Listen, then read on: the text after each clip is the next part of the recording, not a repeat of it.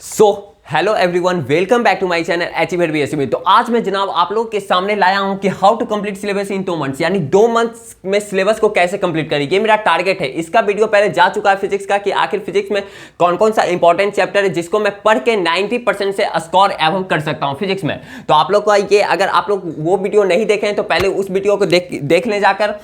तो आज मैं जनाब आप लोग के सामने लाया हूँ कि फर्स्ट चैप्टर जो है यानी इलेक्ट्रिक फील्ड लाइन्स, यहाँ पे चैप्टर का नाम ये फिर नहीं लिखा गया है, लेकिन चैप्टर का जो है वो फर्स्ट चैप्टर है इलेक्ट्रिक फील्ड लाइंस, जो कि मैं वो पहले वाले वीडियो पे बताया था कि ये चैप्टर पढ़ना है। तो उसी से रिलेटेड ये 2 नंबर का क्वेश्चन है। ये जो एग्जाम में 2 नंबर का क्वेश्चन आता है, क्या आता है दोस्त, जो कि जिससे कि 2 नंबर का क्वेश्चन पूछा जाता है, जो कि ये सब्जेक्टिव टाइप का जो क्वेश्चन होता है। ऑब्जेक्टिव का तो वीडियो आपको ये चला ही जाएगा, लेकिन सब्जेक्टिव का मैं आपको बोर्ड पे ही बताऊंगा। सारा कुछ डिटेल से यहाँ पे डिस्कस मैं करूंगा।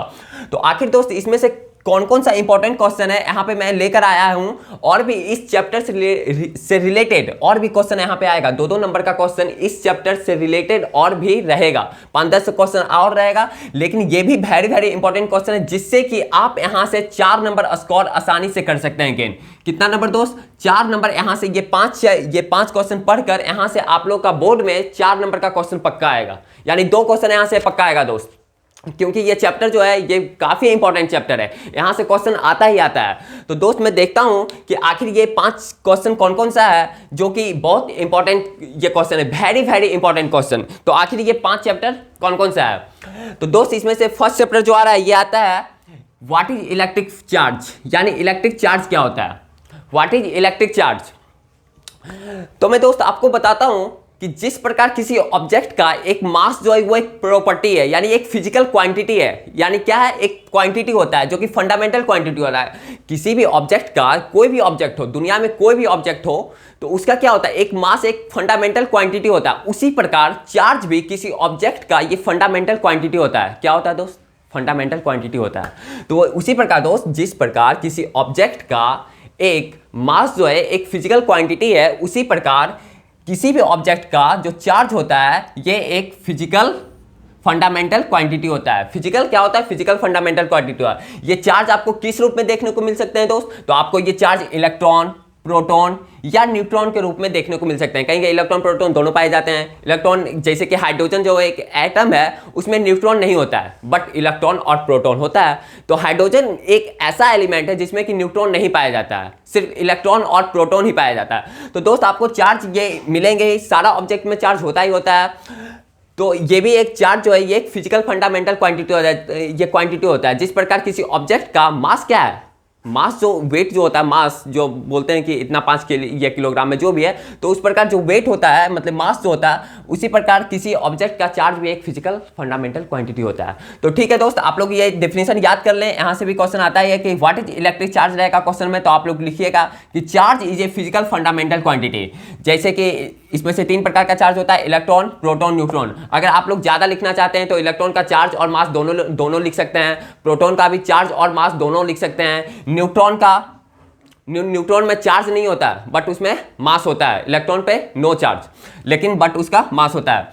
तो इस प्रकार से दोस्त आप लोग ये सब लिख सकते हैं कि कितना होता है, लेकिन मैं उतना नहीं लिखा हूं क्योंकि स्पेस में नहीं है, और उतना लिखना भी नहीं है क्योंकि 2 नंबर का क्वेश्चन पूछता है, उतना कोई खास लिखना भी नहीं है। इतना लिखेगा 2 नंबर आप लोग को आसानी बोर्ड दे देगी।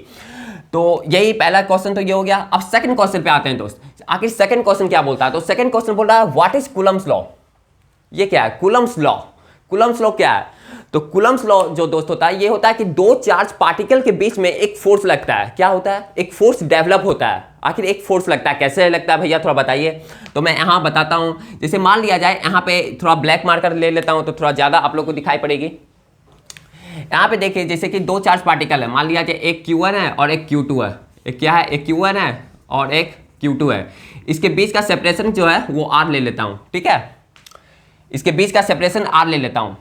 तो दोस्त आप लोग जानते होंगे कि 2 चार्ज पार्टिकल जब सेम नेचर का चार्ज होता है, यानी इस पे भी +1 Q1 चार्ज है, यानी ये भी पॉजिटिव है और ये भी पॉजिटिव है। सपोज दैट मैं ऐसा माना कि ये भी पॉजिटिव है और ये भी पॉजिटिव है, तो क्या होता है, दोनों के बीच में क्या होगा, अट्रैक्शन या फिर रिपल्सन। आप लोग ये जानते होंगे, आप लोग शायद अनुभव भी करते होंगे ऐसा फील कि अगर आप लोग ये चार्ज पार्टिकल जो है खासकर Q1 और Q2, तो क्या होगा यहाँ पे एक दूसरे से दोस्त रिपेल होगा। क्यों होगा? क्योंकि यहाँ पे सेम नेचर का चार्ज है। क्या है? सेम नेचर का चार्ज। दो चार्ज पार्टिकल्स है, एक दूसरे पे फोर्स लगाएगा, वो एक दूसरे को क्या करेगा? रिपेल कर देगा। बट यही अनलाइक चार्जेस होता है, एक होता पॉजिटिव और एक होता नेगेटिव। तो यहाँ पे क्या करता? तो एक दूसरे को वो अट्रैक्शन करता, यानी अट्रैक्ट करता, आकर्षित करता, दोनों एक दूसरे के साथ सट जाता। समझ रहे हैं दोस्त? तो उसी तरह से क्या होता है कि दो चार्ज पार्टिकल से मान लिया जाए दोनों चार्ज ये पॉजिटिव है, तो यहाँ पे क्या होगा? यहाँ पे रिपल्सन होगा। आप लोग भी अनुभव करते होंगे ऐसे। फिर आप लोग शायद समझ गए होंगे। तो प्लस Q1 चार्ज है, यहाँ पे क्या है? प्लस Q2 चार्ज है। तो प्लस Q1 और प्लस Q2 दोनों पॉजिटिव नेचर का चार्ज है। तो दोनों क्या करेगा? दोनों एक दूसरे को क्या करेगा? रिपेल करेगा। लेकिन फोर्स का मैग्नीट्यूड उतना ही रहेगा। मैं अभी बताता हूं आपको। देखिए ये क्या काम कर रहा है कि फोर्स लगा रहा है किस पे? फोर्स ऑन 2 ड्यू टू 1, यानी फोर्स लग रहा है। फोर्स एक वेक्टर क्वांटिटी होता है जिसके जो कि आपको पता ही होगा। इसी प्रकार से Q1 पे कितना फोर्स लग रहा है? Q1 पे फोर्स लग रहा है फोर्स ऑन 1 ड्यू टू 2, यानी फोर्स ऑन 1 ड्यू टू 2 कहने का मतलब क्या हुआ कि फोर्स लग रहा है 1 पे किसके कारण? यानी दूसरा पार्टिकल्स के कारण, यानी दूसरे चार्ज पार्टिकल्स के कारण फोर्स लग रहा है 1 पे। इसका मतलब क्या हुआ कि फोर्स ऑन 2 ड्यू टू 1, यानी पहला के कारण दूसरा पे फोर्स लग रहा है। मैं ये यहां पे लिखना चाह रहा हूं। तो आखिर ये क्या हुआ कि फोर्स ऑन 1 ड्यू टू 2 और फोर्स ऑन 2 ड्यू टू 1 दोनों चार्ज पार्टिकल्स पे अपना अपना सेम नेचर का, मतलब कि एक प्रकार का फोर्स डेवलप हो रहा है जो कि रिपल्सन हो रहा है। अगर यहीं पे अलग अलग नेचर का साइन होता, मतलब कि एक चार्ज पार्टिकल नेगेटिव होता, एक पॉजिटिव होता, तो यहाँ पे क्या करता? अट्रैक्शन होता, यानी एक दूसरे को आकर्षित करता, खींचता, मतलब कि एक दूसरे को एक दूसरे के पास आता।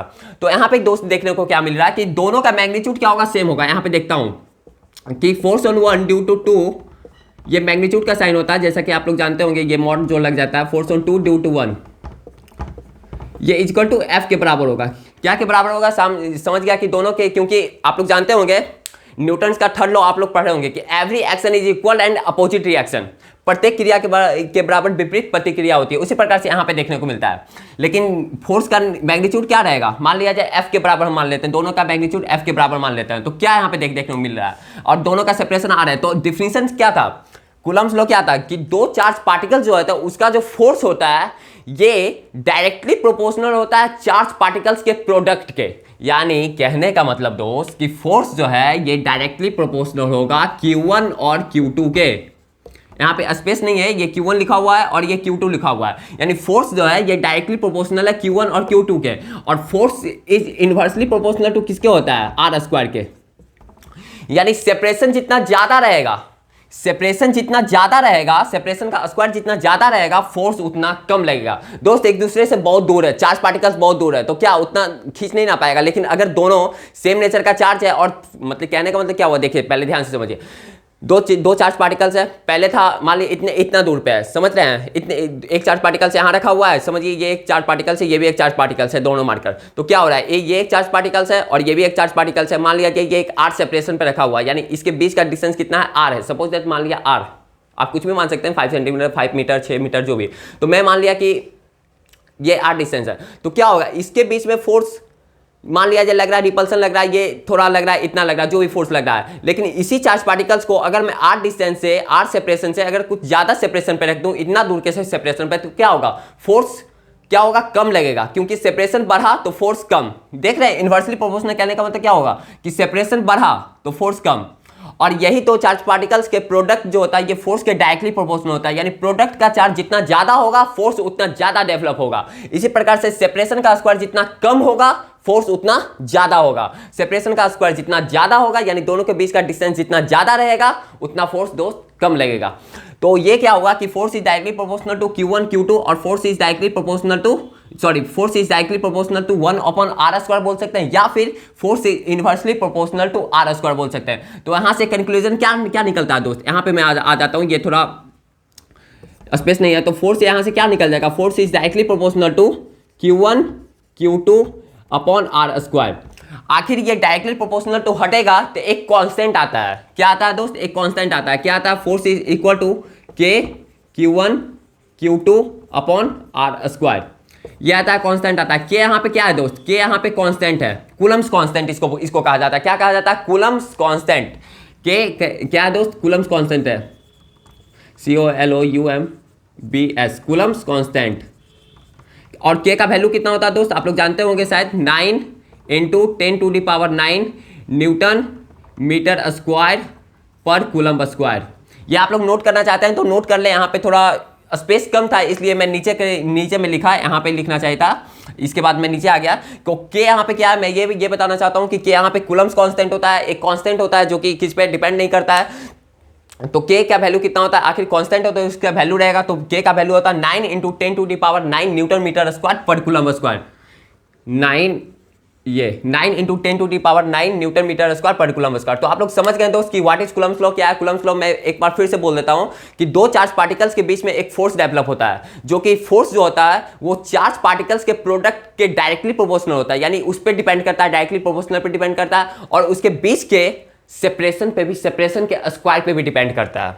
अब वो कैसे डिपेंड करता है, जो कि मैं आपको यहां पे बता दिया कि अगर चार्ज का प्रोडक्ट अगर ज्यादा रहेगा, यानी प्रोडक्ट का मैग्नीट्यूड अगर ज्यादा रहेगा तो वो फोर्स ज्यादा कस के लगेगा, जो भी हो फोर्स जैसा भी हो, अट्रैक्शन हो या फिर रिपल्सन हो, लेकिन ज्यादा होगा। लेकिन अगर स्क्वायर कम होगा, अगर उसके बीच का सेपरेशन अगर ज्यादा होगा तो फोर्स कम लगेगा, और सेपरेशन का स्क्वायर अगर कम होगा तो फोर्स ज्यादा लगेगा, जो कि आप लोग यहां से समझ गए।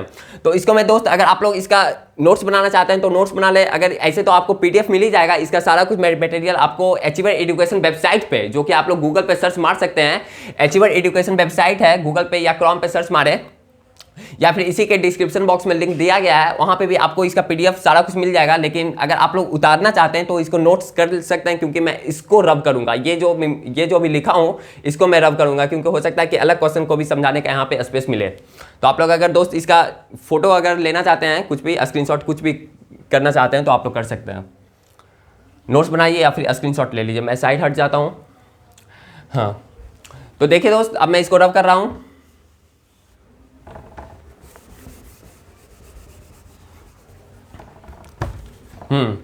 तो इसी प्रकार से दोस्त आपका सेकंड क्वेश्चन हो गया। इस प्रकार से आप आते हैं थर्ड क्वेश्चन पे। ये सब दोस्त काफी इंपॉर्टेंट क्वेश्चन है, जो कि बोर्ड में पूछेगा ये तो आप डिफिनीशन भी लिख दीजिएगा तो 2 से 4 नंबर आ ही, मतलब कि 1 नंबर लगभग आ ही जाएगा। लेकिन आप अगर ये भी सब थोड़ा बहुत समझा कर लिख सकते हैं कॉपी में, वहां पे एग्जाम बोर्ड में, तो और भी जो चेक करने वाले जो टीचर रहेंगे वो और भी खुश होंगे कि हाँ बच्चा कुछ पढ़ कर आया है, मतलब कि कुछ लिखा है। समझ रहे हैं कि नहीं? तो आप लोग अच्छे से लिखिएगा, ऐसे डिफिनीशन लिख दीजिएगा तो नंबर मिल ही जाएगा। लेकिन उतना अच्छा से सर जो होते हैं, जो टीचर होते हैं चेक करने वाले, वो उतना सोचते हैं कि थोड़ा अच्छे से थोड़ा समझा के लिखेगा तो और भी नंबर आपको बेनिफिट रहेगा। तो आप लोग आई होप पूरा समझा कर ही लिखिए, मैं ऐसा आशा करता हूँ। तो इसी प्रकार से दोस्त आते हैं थर्ड क्वेश्चन पे। थर्ड क्वेश्चन क्या है दोस्त कि व्हाट इज इलेक्ट्रिक फील्ड। आखिर इलेक्ट्रिक फील्ड क्या होता है? Field, what is electric field? तो इलेक्ट्रिक फील्ड जानते हैं दोस्त क्या होता है? इलेक्ट्रिक फील्ड एक प्रकार का रीजन है। आखिर रीजन मतलब क्या होता है भैया? तो रीजन मतलब दोस्त क्षेत्र होता है, एरिया, मतलब कि क्षेत्र कह सकते हो। तो electric field, what is electric field? Electric field एक प्रकार का ऐसा रीजन है जिसके अंदर किसी चार्ज पार्टिकल्स को रखते हैं तो एक फोर्स डेवलप करता है। क्या करता है? फिर से बोलता हूं, इलेक्ट्रिक फील्ड एक प्रकार का रीजन है जिसके अंदर किसी चार्ज पार्टिकल्स को रखते हैं तो वो एक फोर्स डेवलप करता है, फोर्स एक्सपीरियंस करता है। क्या करता है? फोर्स एक्सपीरियंस या फोर्स डेवलप करता है। कैसे करता है भैया? थोड़ा बताइए। बताता हूं। ये देखिए दोस्त, मान लिया जाए ये एक चार्ज पार्टिकल्स है Q1, ठीक है, ये किसी फील्ड में रखा हुआ है। ये चार्ज पार्टिकल्स क्या होता है, इसके बाहर एक फोर्स लगता है। फोर्स एक वेक्टर क्वांटिटी होता है, फोर्स। इलेक्ट्रिक फील्ड भी एक वेक्टर क्वांटिटी है, जो कि आपको ऑब्जेक्टिव में वहां पे बताऊंगा इसका डायमेंशन क्या होता है। ये एक वेक्टर क्वांटिटी है, स्केलर क्वांटिटी है, लेकिन इलेक्ट्रिक फील्ड एक वेक्टर क्वांटिटी है। ये आप लोग को ऑब्जेक्टिव में मैं समझाऊंगा वहां पे जब भी आऊंगा। तो इलेक्ट्रिक फील्ड जो होता है, यहाँ पे ये चार्ज पार्टिकल्स, इसको ऐसा माना गया है कि इसका कोई फील्ड नहीं है, मतलब कि इसका कोई अपना फील्ड नहीं है। इसको ऐसा माना जाता है Q1 चार्ज, ये एक टेस्ट चार्ज है, इसको कह सकते हैं टेस्ट चार्ज, यानी Q1। इसको इस पर टेस्ट किया जाता है, टेस्ट चार्ज इसको बोल सकते हैं। तो इलेक्ट्रिक फील्ड का फॉर्मूला क्या होता है, यहाँ से लिख सकते हैं कि electric field is equal to force upon में चार्ज का मैग्नीट्यूड जो भी है। ये यहाँ से F बराबर QE भी लिख सकते हैं, F is equal to QE। ये एक वेक्टर क्वांटिटी है, इलेक्ट्रिक फील्ड का वेक्टर क्वांटिटी होता है। अगर आप यहाँ से इसका यूनिट लिखना चाहते हैं इलेक्ट्रिक फील्ड का, तो यूनिट क्या हो जाएगा दोस्त? यहाँ से फोर्स का यूनिट क्या होता है? न्यूटन, और चार्ज का यूनिट क्या होता है? कूलम, यानी 4 न्यूटन पर कूलम। क्या होगा दोस्त? यहाँ से अगर यूनिट का बात करता हूँ, यूनिट ऑफ इलेक्ट्रिक फील्ड, तो क्या हो जाएगा? न्यूटन पर कूलम, या फिर इसको वोल्ट मीटर भी कहते हैं, क्योंकि ये एक पोटेंशियल से इसका एक रिलेशन बनता है जहां पे वोल्ट मीटर होता है। क्या होता है? Volt meter. Volt meter. तो यूनिट ऑफ इलेक्ट्रिक फील्ड क्या हो गया? न्यूटन पर कूलम या फिर वोल्ट मीटर इसको बोल सकते हैं। इलेक्ट्रिक फील्ड पोटेंशियल से एक रिलेशन बनता है जहां से वोल्ट मीटर निकल कर आता है। तो इलेक्ट्रिक फील्ड बराबर क्या हो गया दोस्त? फोर्स अपॉन, यानी चार्ज जो कि चार्ज पे जो फोर्स लग रहा है, यानी इलेक्ट्रिक फील्ड यानी उस रीजन के कारण जो उस चार्ज पार्टिकल्स पे जो फोर्स लग रहा है, और अपॉन में चार्ज का मैग्नीट्यूड, यानी वही टेस्ट चार्ज क्यू का मैग्नीट्यूड। तो इसी का फॉर्मूला होता है कि electric field is equal to force upon Q, force upon charge. तो यहाँ से व्हाट इज इलेक्ट्रिक फील्ड का डिफिनेशन क्या दोस्त निकल कर आया? तो व्हाट इज इलेक्ट्रिक फील्ड का डिफिनेशन यही निकल कर आया कि electric field is the region around a charge, region around, ये अराउंड लिखा हुआ, around a charge in which other charging experiences force. Electric field एक प्रकार का ऐसा रीजन है, एक प्रकार का ऐसा क्षेत्र है जिसके अंदर किसी भी चार्ज पार्टिकल्स को रखते हैं तो वो एक फोर्स एक्सपीरियंस करता है, यानी एक फोर्स डेवलप करता है। ठीक है, आप लोग आई होप समझ गए होंगे। अगर आप इसका भी लेना चाहते हैं, ये एक चार्ज Q1 था, टेस्ट चार्ज Q1 इसको बोल सकते हैं। टेस्ट चार्ज Q1 नहीं बोले, टेस्ट चार्ज Q1 बोले। इस पे एक्सपेरिमेंट, इसी पे एक्सपेरिमेंट किया गया, टेस्ट चार्ज Q। तो मैं अब इसको रब करता हूँ। अगर आप लोग स्क्रीनशॉट लेना चाहते हैं तो फिर ले सकते हैं, नहीं तो आपको तो नोट्स मिल ही जाएगा एचईबी एजुकेशन वेबसाइट पे सारा कुछ। तो ठीक है दोस्त, मैं इसको रब कर रहा हूँ।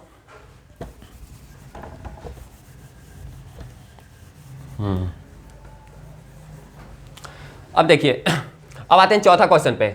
ये सब दोस्त मैं फिर से बोल रहा हूं, ये सब काफी इंपॉर्टेंट क्वेश्चन है। यहां से 4 नंबर तो आपका फिक्स है, यहां से 4 नंबर का क्वेश्चन रहेगा, इससे 2 क्वेश्चन रहेगा ही रहेगा, क्योंकि ये सब इंपॉर्टेंट क्वेश्चन है। आप लोग इसको स्किप कीजिएगा तो फिर पछताइएगा आगे।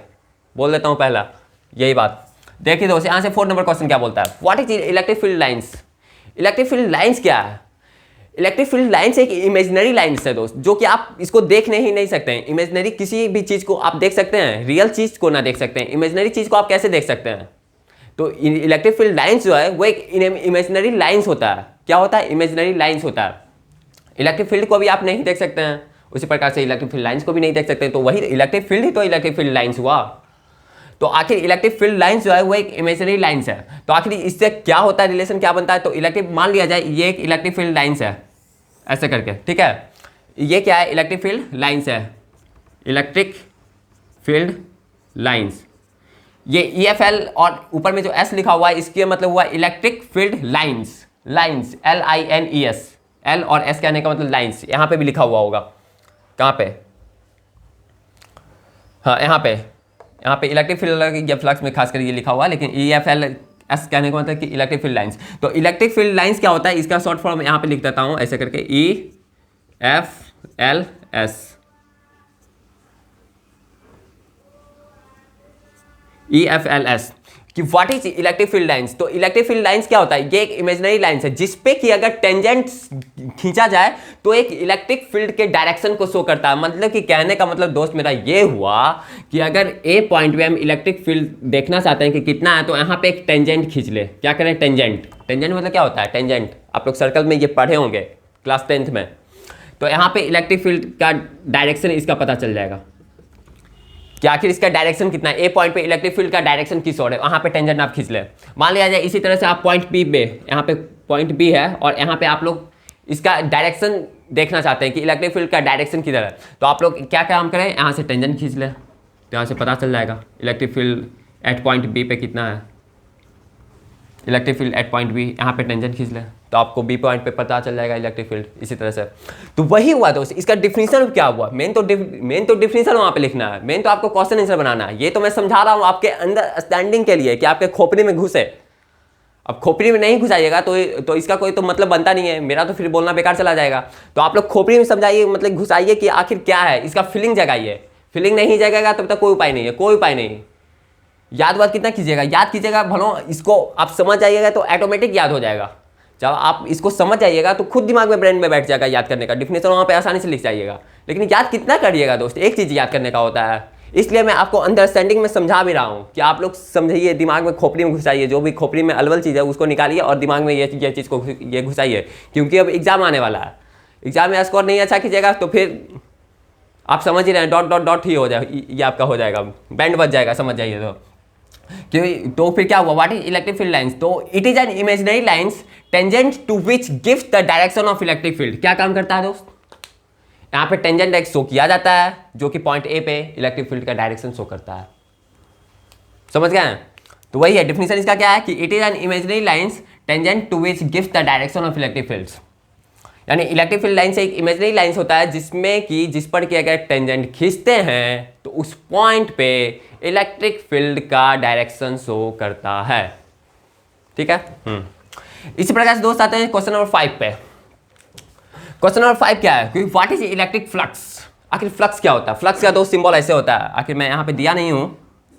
फ्लक्स का सिंबल ऐसे ऐसे करके ऐसे ऐसे ऐसे फ्लक्स। इसका डायमेंशन फॉर्मूला ये सब बताऊंगा मैं, ऐसे तो फॉर्मूला यहाँ पे भी मैं बता ही दूंगा, लेकिन फ्लक्स ये सब ऑब्जेक्टिव क्वेश्चन में भी पूछा जाता है। फ्लक्स का डायमेंशन क्या होता है, इसका फॉर्मूला क्या होता है, तो वहाँ पे मैं ऑब्जेक्टिव में तो सारा कुछ बताऊंगा ही।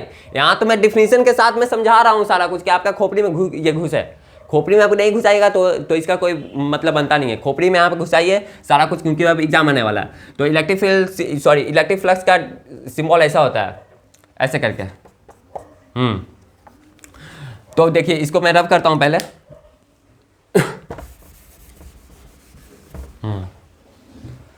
What is electric flux.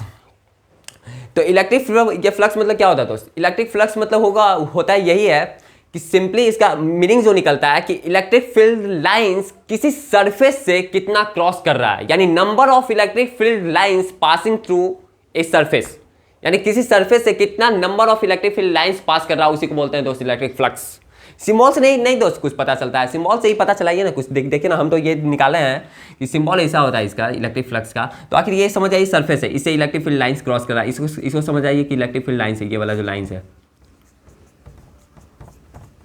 इसको समझ आइए इलेक्ट्रिक फील्ड लाइंस है। और ये कोई सरफेस होगा, इससे परपेंडिकुलर क्या काम कर रहा है, वो परपेंडिकुलर ड्रॉप। ये ध्यान रखिएगा, किसी भी कंडक्टर से जो इलेक्ट्रिक फील्ड लाइंस जो क्रॉस करता है ये परपेंडिकुलर उस पर पड़ता है, 90 डिग्री से एकदम परपेंडिकुलर, ये ध्यान में। और कंडक्टर में इलेक्ट्रिक फील्ड लाइंस वो होता भी नहीं है, वो तो मैं बताऊंगा। इसका बहुत सारा प्रॉपर्टी है। इलेक्ट्रिक फील्ड लाइंस किसी को एक दूसरे के साथ इंटरसेक्ट भी नहीं करता है। इलेक्ट्रिक फील्ड लाइंस एक दूसरे के साथ इंटरसेक्ट भी नहीं कर सकता, वो सब तो इसका प्रॉपर्टी है। यहाँ पे मैं प्रॉपर्टी इसका नहीं बता रहा हूँ, सिर्फ डिफिनेशन बता रहा हूँ, जो कि आपका एग्जाम में पूछा जाएगा। खासकर अगर इसका प्रॉपर्टी से पूछ देगा तो वो 5 नंबर में पूछेगा। समझ रहे हैं कि नहीं? 2 नंबर में उतना प्रॉपर्टी या कुछ भी इसका पूछेगा नहीं, सिर्फ डिफिनेशन। और थोड़ा बहुत अगर ज़्यादा जानते हैं तो इसका फिर लिख दीजिए ये फार्मूला सब भी। अगर उससे भी ज़्यादा जानते हैं तो थोड़ा डायमेंशन लिख दीजिए, तो और भी थोड़ा वैल्यू आपका डिमांड बढ़ जाएगा। लेकिन डिफिनेशन भी लिख दिया, कम से कम तो ये डिफिनेशन लिखना ही पड़ेगा, नहीं तो कोई उपाय नहीं, कोई उपाय नहीं, कहीं कोई उपाय नहीं।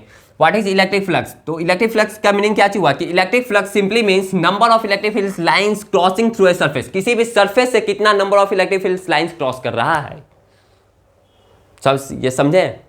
उसी को बोलते हैं, क्या बोलते हैं, क्या बोलते हैं? इलेक्ट्रिक फील्ड लाइंस बोलते हैं। उसी को बोलते हैं इलेक्ट्रिक फ्लक्स बोलते हैं, कि कितना किसी भी सरफेस से इलेक्ट्रिक फील्ड लाइंस क्रॉस कर रहा है। अगर नहीं इसका देखना चाहते हैं तो देखिए, electric field is equal to number of electric field lines passing through perpendicular area है। ये परपेंडिकुलर एरिया कहने का मतलब एरिया से परपेंडिकुलर होना चाहिए, किसी भी सरफेस से जो होता है उसके एरिया के परपेंडिकुलर। तो इसी को बोलते हैं इलेक्ट्रिक फ्लक्स बोलते हैं। इसको इलेक्ट्रिक फील्ड यहाँ से क्या हो गया, number of electric field lines passing through perpendicular area, यानी एरिया पे। इसी को इलेक्ट्रिक फील्ड लाइंस कहा जाता है। इसको अब इसको मल्टीप्लाई करके जो भी देखना है देख सकते हैं। तो ये दोस्त आपका 5 क्वेश्चन हो गया, जो कि काफ़ी इंपॉर्टेंट क्वेश्चन है। इससे तो 4 नंबर आएगा ही आएगा, क्योंकि ये सब चैप्टर काफ़ी इंपॉर्टेंट चैप्टर है। ये सब आप स्किप कर ही नहीं सकते हैं, आप तो चैप्टर स्किप कर ही दिए हैं। 3-4 चैप्टर जो कि मैं सिलेबस में बताया था, तो वो सब चैप्टर तो स्किप हो ही चुका है, उसको तो मैं पढ़ाऊंगा भी नहीं। लेकिन जो चैप्टर इंपॉर्टेंट बताया हूँ वो भी चैप्टर कम से कम पढ़िए, और अच्छे से पढ़िए, तभी आप स्कोर कर सकते हैं। अगर आपका सोच है, सपना है कि 90% ले आऊँ, मतलब कि फिजिक्स में 80-85 नंबर ऐसे करके, तो आपको तो दोस्त ये सब पढ़ना ही पड़ेगा, ऐसे बिना कोई उपाय नहीं है। फिर आप झक मारते रहिए, कहीं भी करते रहिए कुछ भी काम। हाँ, तो ये सब है 5 क्वेश्चन है, और भी इस चैप्टर से और भी क्वेश्चन है, ये वेरी इंपॉर्टेंट क्वेश्चन जो कि मैं लाऊंगा, जो कि खासकर क्वेश्चन में पूछा जाता है बिहार बोर्ड में खासकर। तो और भी क्वेश्चन है यहाँ पे, तो 5 लाया हूँ, लेकिन 5 में से इसमें 4 नंबर स्कोरिंग तो दोस्त पक्का है। 4 नंबर तो आप स्कोर पक्का कर सकते हैं इसमें। नहीं नहीं तो फिर कोई उपाय नहीं। तो दोस्त आज के लिए इतना ही, मैं अभी रहना देता हूँ, मतलब कि मैं अभी रहना देता हूँ। ये मेरा टारगेट है कि how to complete syllabus in 2 months, यानी 2 मंथ्स के अंदर हम सिलेबस को कैसे कंप्लीट करें, ये मेरा टारगेट है। ये हर एक वीडियो में यहाँ पे लिखा हुआ रहेगा।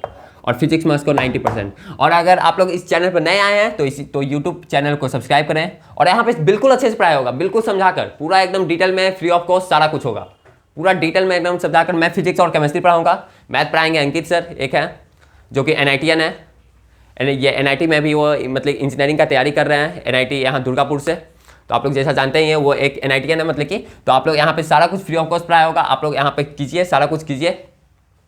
तो ठीक है दोस्त, आप लोग अगर इसका PDF लेना चाहते हैं तो आप लोग डिस्क्रिप्शन बॉक्स में लिंक है वेबसाइट का अचीवर एजुकेशन, या फिर आप गूगल पे भी सर्च मार सकते हैं अचीवर एजुकेशन। तो वहाँ पे भी जाके आप उसका विजिट कीजिए, वहाँ पे सारा कुछ का मटेरियल प्रोवाइड होगा। और NCERT बुक को फॉलो कीजिए, क्योंकि NCERT के बिना कोई उपाय नहीं है, कोई उपाय ही नहीं है, आप कितना करते रहिए। तो ठीक है दोस्त, आज के लिए इतना ही रहने देते हैं। फिर अगले वाली वीडियो में इसी से रिलेटेड क्वेश्चन लाऊंगा, 4-5 क्वेश्चन और लाऊंगा, 5-6 क्वेश्चन जो कि इंपॉर्टेंट क्वेश्चन है, जो कि आपके लिए वेरी वेरी इंपॉर्टेंट होने वाला है, जिससे कि नंबर आएगा ही, क्वेश्चन आएगा ही, वो सब क्वेश्चन आएगा ही और आपको स्कोर दिलाएगा ही अगर आप पढ़ के जाइएगा तो ठीक है दोस्त, आज के लिए इतना ही रहने देते हैं। फिर मिलते हैं अगले वाली वीडियो में। Bye bye, take care.